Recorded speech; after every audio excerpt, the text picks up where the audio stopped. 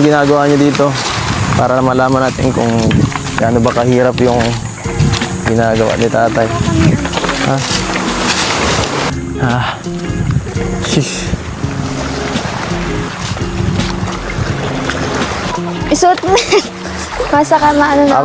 Ako pang masuot ha. Ako lang, dapat sa inyo to eh. Sige na nga, ako na nga. Ay, mga ano, Kalingap. mga kalingap, malawot po kami nila pa Edo. Parang nakakatakot no. Hindi kagaya na sa... Pag malakas po, talagang Hindi man kuya ngayon malakas kuya. Ano mo lang yung tubig oh. Hindi.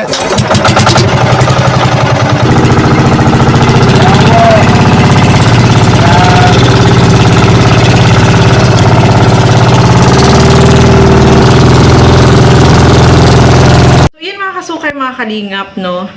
Ito na yung matagal na gusto mangyari ni Kalingap Edo na makasama siya sa pangingisda ng mga kasukay.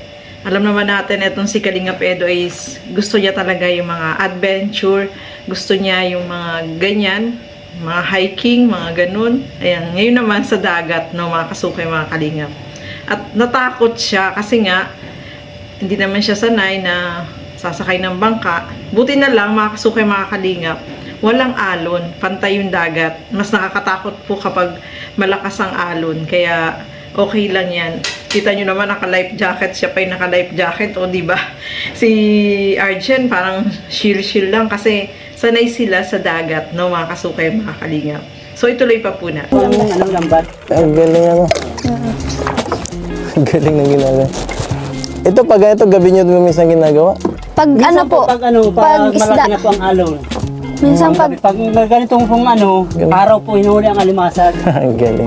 gabi po isda po yung ano. Pag gabi isda dito. Opo, pag isda. Ang bangis dito. Ang galing. Nalaban sila yun. Hindi yan eh. Ayan.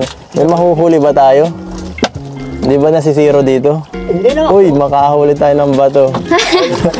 Yan yung ano sa ilalim. Ay, angkla! Pagibat. Oo, ang klap po yan para Angkla. hindi ianod po yung Ang lambat. galing. Pag nakita mo yung isang Paano yan? Paano po yun inilalatag? dito po, pighawakan ko po dito. Andar po yung makina. Siya? Oo. Opo. Dito ko po yan, ganito po yan. Oh. Paano ilalatag? Dito po, hinahawakan ko po yan dyan. Dito ko lang po bilalagay yung lambat. Ang galing. Habang umaandar yung Habang umaandar yung yung- bangka po. Na, meron na. Ay, Romel, tingnan mo. Pakita mo masyado. Pakita mo. Ang galing. Ay, grabe. Ay, laki baka. Tatagin natin dito. Baka makagat yan. Hindi po, dito. Namimirsa, oh. Dito. Lalaki mo sa kamay po yun. Papa, mahulog. Ay, nakuhuli mo nga palag-palag. Ayun. Ayun, ayun pa. Opo, yun pa. Dalawa yan, dalawa. Yan. Ayun. Ang ganda. Ayun na. Ayun na. Ang galing. Babae yan pa lalaki. Ito po ang lalaking Yan alimasag. ang Ay, pag lalaki. lalaki, ganyan, violet. Ay, violet. Ganito lalaki Opo. daw. Oo, lalaki po yan. Pag babae po yung Violet. kaninang yung ano yung huli po natin Yung una? una. Ay, Opo, kulay yun yung pula. babae. Ito po ang ito po ang lalaki. Tas may yung kulay. Babae, ito Opo, po ang babae. yan po ito po yung Uy, la. babae. Hindi na pala, persado yung isa, oh. Opo.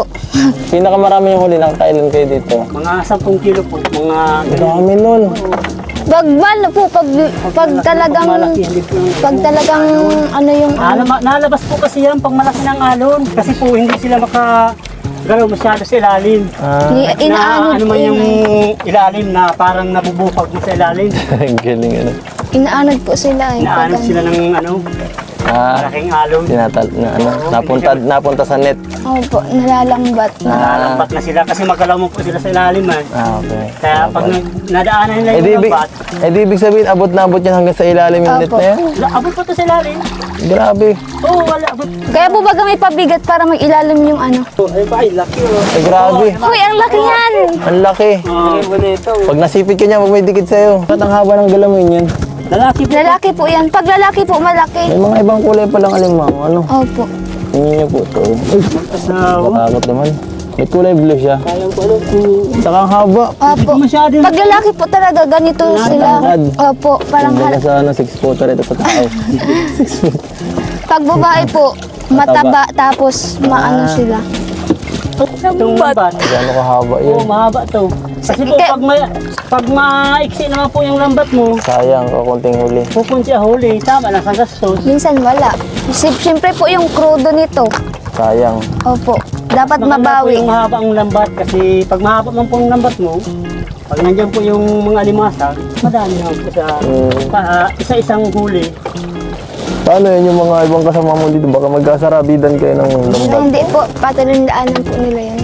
Yung mga yung kanina po bagang ano. Yung Yung flag. mga bandera-bandera Opo. lang po. Yung kinuha po ba Tapos kanina? saan sunod na bandera? Nandun po sa dulo. Sa dulo. Yung malayo yun. Ay, yan yun. Oo, yung... Pambihira, doon pala tayo pupunta. Oo, doon sa... Ikala ko chinelas Oo mo. kuya. Baka maalam ka. Babae. Malaki. Yan ang malaki. Oo. Diba? So, yan po na ano natin, no? Tunghayan natin ang kanilang pagtatrabaho dito nila tatay na first time. So, tinagal-tagal lang panahon. Mga kasukay, mga kalingap, nakakatuwa naman, parang ang sarap magbumunta sa dagat kasi walang alon. No, yung time na yan ay wala pong alon, pantay yung dagat, mga kasukay, mga kalingap. Kaya okay lang na nakasama sila Kalingap Edo, no. At nakita din niya kung paano gawin, no. Mahirap din pala yung paghatak pa lang nun. Diyos ko, ang haba-haba nung nila Arjen, yung lambat, no, mga kasukay, mga kalingap. Kasi bumili uli ng panibago itong si Arjen para mas mahaba daw. Parang nasa 3 kilometro. Grabe ang haba, no? Kung 3 kilometro yung nila, ng lambat, ganun kahaba, is maraming mahuhuling alimasag, no, at saka isda, no, mga kasukay, mga kalingap. Kaya nakakabilib din, no, kasi talagang etong si Arjen ay nagdagdag siya ng lambat para mas mahaba yung lambat nila at mas madaming huli. Tama, no, ni Arjen, no, madiskarte siya, no, mga kasukay, mga kalingap. Kasi iniisip nila yung krudo, mahal nga naman, tapos pagpunta dun sa dagat, sulitin na, no, para madaming huli, no, mga kasukay, mga kalingap. Kaya nakakabilib talaga, no, yung tatay niya, napakasipag po, no, pagdadagat yung kanyang hanap buhay. At saka, sariwa pa yung pagkain nila, di ba? Sarap naman nun, alimasag, ang laki, no? Sarap nun, mga kasukay, mga kalingap. Ang lalaki. Nakakatuwang panoorin, no? At kahit si Kalingap Edo ay nag-enjoy din siya sa pagsama niya dyan sa kanila. Na-experience niya na ganyan pala yung ginagawa, mahirap, no? Yung paghatak pa lang ng lambat, sobrang haba, no? Nakakapagod yun, di ba? So, talagang masipag din itong tatay ni Arjen, mga kasukay, mga kalingap. Kaya, deserve din na talaga ng kanilang tulong na naibigay sa kanila, especially yung bangka at lambat na ginagamit nila, no? So, ituloy pa po natin. Grabe, ito yung tulong talaga sila para matapos ng mabilis yung kanilang yung paglilinis ng lambat po. Nakakatuwa kasi tulong-tulong sila magtatayo. So, ay, grabe. Ganun pala yung gawa nyo tayo, sa pangisda. Nakakatuwa rin yung gawa nyo dito sa laot, saka talagang may nahuhuli talaga, talagang may madadala kayong pagkain, at syempre pang-suporta sa pamilya. Yan, mga kasukay, mga kalingap, no, deserve talaga nila ng tulong, no, kasi napakasipag po nila, mga kasukay, mga kalingap, at yung ibinigay sa kanila na bangka ay napakalaking tulong, no. Yung tatay ni Arjen, napakasipag, no, araw-araw na pumapalaot para manghuli ng isda. Siyempre, pambenta din po yun, no, mga kasukay, mga kalingap. At libre na yung kanilang pang-ulam, o diba? So, nakakatuwa lang, no, masaya si Kalingap Edo kasi nga, yung tulong na ibinigay ng sponsor para sa kanila ay talagang napapakinabangan po, no, mga kasukay, mga kalingap. At syempre, meron pa ring blessing na ibinigay dyan si Kalingap Edo para dito kay Arjen sa pag-aaral niya. So, malaking tulong yan mula sa sponsor, no, mga kasukay, mga kalingap, mula kay sa G Group, kay Sir Lito, no. Lagi talaga si Sir Lito yung mga scholar ni Kalingap Edo, yung mga tinutulungan ni Kalingap Edo is talagang binibigyan niya ng pang tustos, no, sa pag-aaral, no, mga kasukay, mga kalingap. Kaya sobrang thankful din ni Kalingap Edo dito sa mga sponsor na laging tumutulong sa kanya.